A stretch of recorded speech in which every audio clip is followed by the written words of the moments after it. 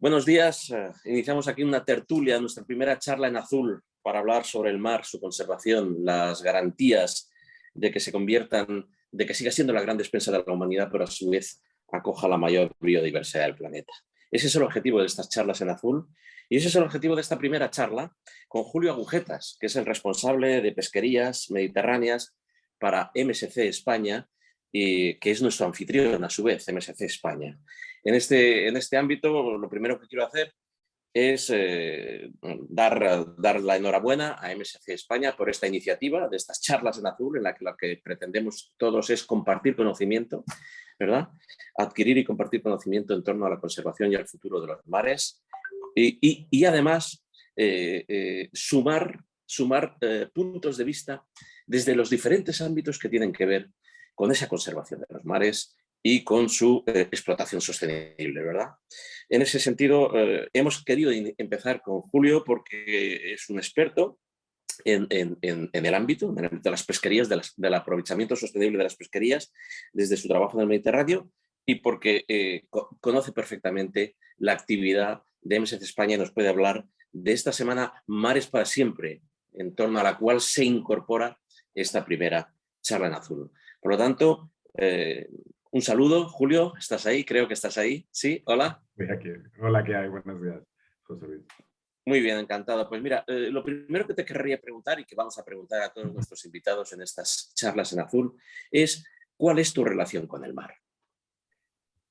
Bueno, pues inicialmente no tenía mucha relación porque de hecho bueno, soy de Madrid, nazco en una familia de hecho montañera y mi padre y de hecho mi hermano lo ha continuado con el tema escalada, guía de montaña, etcétera. Y entonces pues no había un enlace así muy fácil y muy rápido. Pero bueno, recuerdo de mis primeros recuerdos con poquísimos años de estar de vacaciones en Asturias pedirle a mi padre, después de estar viendo esos barcos de pesca más de la época y de bajura, de decirle a mi padre que vendiéramos todo en Madrid y nos compráramos un barco y nos fuéramos a vivir. Y yo me imagino que esto se tomaba en la familia como no sé de dónde sale esto, porque no tenemos esa relación con el mar. Pero bueno, luego empecé a estudiar biología y desde un primer momento, aunque empecé a estudiar en Madrid, me fui decantando por aspectos marinos. Y desde entonces, bueno, ya hice después biología marina y siempre he estado viviendo y trabajando en lugares de costa, fuera ya de Madrid, trabajando bueno, en varios continentes y desde entonces ya se ha convertido como en una relación fluida y constante, ¿no? A pesar de que los orígenes eran más de secano que otra cosa. Y también un poco, bueno, por esa misma deriva y contacto con el mar, fui poco a poco dándome cuenta de todas cuáles eran las problemáticas que rodeaban al mar, los impactos humanos sobre él. Y bueno, fui tomando conciencia y dedicando más mi trabajo. Al principio empezó más como investigador y científico y luego ya dedicándome más a la conservación y aspectos en este sentido. Es interesante. Me gustaría hablar un poquito de cómo es ese tránsito de una vocación que nace por una visita y una seducción, entiendo, un flechazo con el mar. ¿Cómo transformas eso en una vocación académica? Decides desarrollar tu trayectoria en biología y eliges la biología marina. Mm, ¿Qué sinsabores y qué experiencia viviste en ese tránsito de transformar una vocación en una profesión? ¿Y por qué la biología marina con tantísimos ganchos como hay para alojarse en el mundo de la biología, ¿verdad? No solamente desde la zoología, la botánica, la bioquímica. ¿Por qué la biología marina? Bueno, creo que no hay un solo porqué, ¿no? Hay muchos condicionantes y algunos a lo mejor tienen que ver más con suerte que con simplemente un aspecto así más elaborado y sesudo. En principio yo empecé haciendo biología como zoólogo. Yo me especialicé en zoología y de repente me encontré con dos asignaturas hacia finales, no sé si era el penúltimo o el último año de la carrera, que una era evolución humana, con todo lo que tenía que ver con orígenes del hombre, etcétera, y otra biología marina. Y fueron las dos asignaturas que más me han gustado de la carrera, etcétera. Entonces, ahí tuve una dicotomía, ¿no? Como de decidir tirar por un lado y tirar por el otro. Al final me decidí más por la parte de biología marina porque me parecía más aplicado, ¿no? Como también era mucho más joven y esa necesidad también de dinamismo y de aventura, y que la paleontología o la evolución humana me resultaba un poco más solo trabajo intelectual, etc. Pero desde un primer momento, o sea, la primera visión en cuestión de biología marina era muy ideal, ¿no? Muy idealista y muy enfocada en investigar y empujar los límites de la ciencia un poco más allá, si esa era mi capacidad, etcétera. Pero bueno, luego al tiempo, después de haber estado muchos años trabajando como investigador en Centroamérica y en el Reino Unido, fui encontrando un poco como la llamada o la necesidad de hacer un trabajo más práctico, un trabajo más técnico, poder incidir y tener algún tipo de impacto en todos los problemas o en algunos de los problemas que me encontraba en la propia conservación de los ecosistemas marinos, de las especies, etc. Entonces, por eso me fui un poco más decidiendo al trabajo con ONG o al trabajo más de técnico y más enfocado a la conservación más que a la pura investigación. Bueno, esto fue un poco, hay muchos pasos intermedios, ¿no? Muy bien, muy bien. Tenemos a un niño, a un joven que queda fascinado por los paisajes del Cantábrico, por esa vinculación con el Gran Azul, ¿verdad? Con el Atlántico. A un joven que ya empieza a formarse como biólogo marino y de repente llega al Mediterráneo. Me gustaría que me contases cómo es esa, sin caer, en lo de Serrat, cómo pasas a ser un hijo adoptivo del Mediterráneo y cómo te especializas en la gestión de esas pesquerías, que entiendo que es una de las áreas más importantes, no solamente para MSC, sino para la conservación de los mares en su conjunto, ¿verdad? La gestión responsable de las pesquerías del Mediterráneo se me antoja que es una de las grandes retos que afronta, insisto, no solamente MSC, sino la conservación de los océanos en su conjunto. ¿Cómo llegas al Mediterráneo y cómo te especializas en esas pesquerías? Bueno, pues es igual, es como lo que he ido relatando un poco antes, ha sido no ha sido una llegada directa, ¿no? Un camino directo, sino que he ido pasando por otras áreas, he estado trabajando en el Golfo de Guinea, en el Atlántico, en el Pacífico centroamericano, después en el mar escocés y el mar de Irlanda. Y bueno, luego hubo un momento en el que decidí que era ya hora de volver otra vez a España. Siempre el Mediterráneo había tenido había tenido una relación especial con él, pero era más igual, una relación más idealista o idealizada o romántica, etcétera. Recuerdo las primeras visitas que hacía al sur de Italia y ese mar que creo que solo encontraba en Sicilia o en la costa calabresa, que me parecía un color y una transparencia que creo que no encontraba en ninguno de los otros mares, ni caribeños, ni tropicales. Pero bueno, empecé y me empecé a trabajar con MSC y quedaba este aspecto. Justo cuando yo llegué a MSC se había iniciado un proyecto, el proyecto Medfish, con WWF, para abordar un poco aspectos de conservación y aspectos de impactos de la pesca en el Mediterráneo.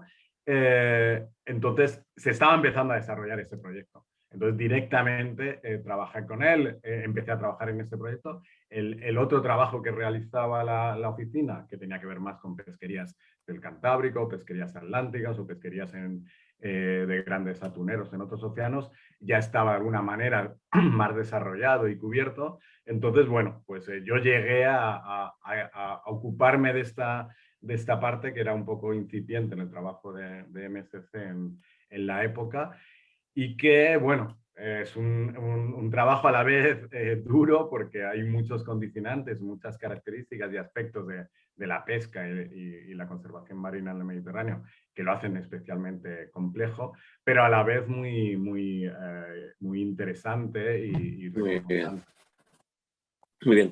Celebro que hayas señalado la transparencia que tanto te sorprendió en la costa siciliana, porque a menudo se hace referencia al Mediterráneo como una especie de mar muerto y hay cierto decaimiento en las voluntades y en las esperanzas que se depositan en torno a su conservación. Estas charlas en azul son estrictamente eso, charlas en azul. Tú estás hablando del Mediterráneo, tienes a unas imágenes de unos bellísimos cetáceos detrás. Yo, lamentablemente, este tipo de tecnología solamente nos permite dar una faz, la mía, pero si girásemos la cámara veríais el mar. Yo lo estoy viendo aquí, lo tengo justo delante, vivo justo delante de la costa del Maresme, justo delante de Vilassar de Mar, y estoy viendo el mar y estoy escuchando tus palabras y celebro que pongas énfasis en la transparencia del Mediterráneo, porque caramba, yo también considero que es uno de los mares más limpios todavía y es uno de los mares que está demostrando su capacidad de resiliencia con más potencia de todo el planeta. Sin embargo, eso no nos debe de dejar ver las amenazas que se ciernen sobre el Mediterráneo. Me gustaría que nos hablases ahora sí de cuáles son esas amenazas. Bueno, no son pocas. El Mediterráneo, a pesar de lo que comentas sobre transparencia y paisajes, etcétera, no son pocas las amenazas y son serias las amenazas que se ciernen sobre el Mediterráneo. No olvidemos que es un mar que ha sufrido actividad antrópica, actividad humana durante miles y miles de años. De hecho, ya se hablaba de que los neandertales ya tenían el consumo de productos marinos allá hace 200.000 años. Y encontramos redes en el antiguo Egipto, ya redes de pesca, especies que colapsaron por alta sobrepesca ya antes de nuestra era, hacia el año 1 antes de Cristo. Y además, bueno, así como cuna de civilizaciones que han estado aprovechando el mar de una manera intensa desde hace miles de años. Es uno de los mares, es un mar semicerrado, rodeado de poblaciones bastante humanas, bastante intensas, con lo cual tiene un alto aporte de contaminantes. Es un mar que, a pesar de esa transparencia que reconocemos, está bastante contaminado. Es uno de los mares que está sufriendo el impacto del cambio climático de una manera más intensa. De hecho, se calienta casi un 20% por encima de cómo se calientan otros océanos y otras cuencas marinas. La sobrepesca existe. Aunque los últimos informes de la Comisión General de Pesca del Mediterráneo se señala que hay una cierta recuperación de las especies que se evalúan regularmente, sigue habiendo una gran sobrepesca. Es uno de los mares que tiene una mayor intensidad de sobrepesca sobre las especies que alberga. Pero bueno, aún así, es como, hay que reconocer que también es uno de los mares con más biodiversidad, uno de los mares que alberga más endemismos. Un 28% de las especies son endémicas. Pero otra de las amenazas es la llegada de especies invasoras.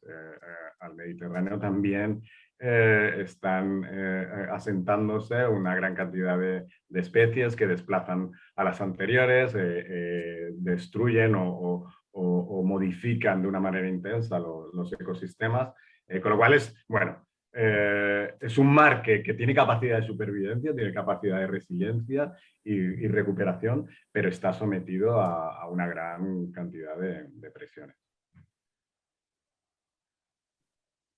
Muy bien. Desde hace muchísimo tiempo se vienen desarrollando proyectos precisamente para atajar esa pérdida de biodiversidad y esa contaminación en el Mediterráneo. Uno de los más interesantes que se han conseguido desarrollar es el proyecto Medfish. Me gustaría que nos hablases un poco de en qué consiste este proyecto, cuáles son sus bases de actuación. Bueno, es un proyecto que se puso en marcha en 2015, a finales de 2015, entre WWF y MSC, en dos países, en Francia y en España. Y lo que se buscaba era, bueno, utilizar la herramienta principal de MSC, que es su estándar, utilizar el estándar de pesquerías de MSC como una herramienta de diagnóstico para valorar, evaluar en qué estado estaban algunas pesquerías mediterráneas en ambos países. Y luego, como estamos trabajando en combinación con BBF, utilizar todo el conocimiento y todas las relaciones que tiene BBF, particularmente en España, con pescadores, con administraciones, con científicos, etcétera, y todo el trabajo, su enfoque participativo, utilizar toda esta combinación de dos herramientas para identificar impactos y empezar a desarrollar con todas las partes interesadas de la pesca en el Mediterráneo elementos, acciones que puedan ir mejorando o disminuyendo, minimizando esos impactos y avanzando hacia una gestión más sostenible de la pesca, que no solo implica gestión, implica recolección y análisis, obtención de más información, trabajo colectivo, gestión adaptativa, que tengan en cuenta el ecosistema, etc. Bueno, fue un poco esta combinación de experiencias entre ambas organizaciones. Qué interesante. Desde luego quienes defendemos que estamos en tiempos de alianzas y no ya deberíamos de empezar a sentarnos en las mesas en lugar de salir a las calles con las pancartas, que también son necesarias. Pero los que somos defensores de las alianzas vemos con muchísima esperanza esta alianza entre dos grandes organizaciones, ¿verdad? Entre MSC y WWF, pero creo que no es la única, no son las únicas que estáis actuando en este proyecto Medfish. Háblanos de la importancia y de la importante contribución que están haciendo las organizaciones pesqueras, precisamente, los pescadores, que finalmente son los que viven y están ahí, y están en el mar, ¿verdad? Sin ellos sería imposible, ¿verdad? Como tú dices, este proyecto no tendría mucho sentido o no tendría el recorrido que tiene si los pescadores, las pescadoras, las organizaciones del sector pesquero no estuvieran involucrados. Entonces, desde un primer momento, han sido los propios pescadores y pescadores quienes se han involucrado en el proyecto y han tirado de él en muchas ocasiones, como por ejemplo en el caso de la Cofradía de Pescadores de Palamós o la Cofradía de Pescadores de Motril o Caleta de Vélez. Han sido ellos mismos quienes han promovido el desarrollo de proyectos que abordaran todas esas debilidades o impactos que habíamos señalado en la primera fase del proyecto para avanzar hacia mejoras. No solo ellos, o sea, ellos con nosotros, pero no solo. Han estado también ahí los organismos científicos, Instituto de Ciencias del Mar de Barcelona y investigadores del Instituto Español de Oceanografía, y también en colaboración con organismos de gobierno, tanto autonómicos como del Estado central. Pero el papel central lo tienen los pescadores y lo siguen teniendo. Y siguen siendo ellos quienes nos empujan a ir un poco más. Es envidiable, insisto, ese tejido de alianzas que se ha conseguido en este caso con la acción de MSC y de BBF. Ojalá lo tuviésemos en el sector ganadero y en el sector agrícola para afrontar otros retos, ¿verdad? Que son igual o incluso mayores. Pero quería subrayar y destacar esa labor que estáis realizando para sumar al proyecto a todos los agentes que intervienen, ¿verdad? Esa vocación de que esto sea un mosaico de opiniones y no solamente la de dos grandes organizaciones. En esa vocación de divulgar y de dar a conocer, es importante esto que estamos haciendo hoy, Julio, me parece. Conversar y dar a conocer. Eso es algo que forma parte del cambio. No va a existir el cambio si no se da a conocer dicho cambio, ¿verdad? Por eso son importantes las labores de divulgación como las que estáis llevando a cabo en MSC con esta semana Mares para Siempre, que hoy nos acoge, ¿verdad? Me gustaría que nos hablases de cuál es el espíritu de esta semana, de las actividades que se van a desarrollar a lo largo de estos días en torno al proyecto Mares para Siempre, y si eres de los que creen que todavía se puede avanzar mucho para llegar a los ciudadanos, si el mar sigue siendo un gran desconocido para la mayor parte de la población. Bueno, con respecto a la Semana Mares para Siempre, bueno, es una iniciativa que se lleva realizando la Oficina de España y Portugal unos años. Entonces, bueno, es una semana que empezará el día 21, en la cual se intenta poner en valor todo el trabajo que realiza MSC a lo largo del año, y también el trabajo que realizan los socios o los colaboradores de MSC, tanto empresas como los embajadores que desde distintos ámbitos del mundo de la mar o relacionado con la mar a través de gastronomía, etcétera, van realizando, ¿no? Entonces, hay distintas iniciativas y distintos eventos que se desarrollan a lo largo de la semana. En concreto hay uno que tiene que ver con aspectos más científicos y de alguna manera, como decías antes, divulgar cuáles son los avances y cuál es el impacto positivo que tiene el programa MSC y las pesquerías que se certifican y avanzan hacia la certificación, tanto desde un punto de vista medioambiental como desde un punto de vista comercial y socioeconómico.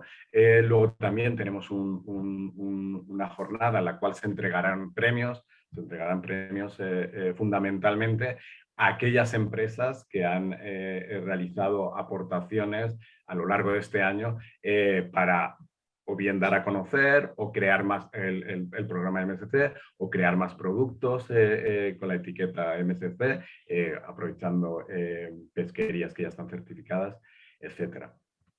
Y luego, la segunda pregunta que me hacías, perdona, se me ha... Si crees que todavía queda mucho para que la población descubra el mar. Esto suena fatal, sí, pero verdaderamente es así. Si el mar, si en tu opinión, sí, la labor divulgativa que hace MSC, aparte de su propia labor técnica de gestión de pesquerías, esta labor de dar a conocer el mar y de llamar la atención de los ciudadanos para la conservación del mar, si crees que es importante y si crees que queda mucha labor ahí. Que sí creo que es importante, por supuesto que creo que es importante, porque lo que no conocemos nunca lo vamos a amar y nunca lo vamos a querer conservar, simplemente no lo vemos. Con lo cual es muy importante y de hecho MSC desarrolla también ya no solo labores divulgativas al uso, también trabajo con colegios, con institutos, etcétera, para dar a conocer el mar y sus características a los propios jóvenes.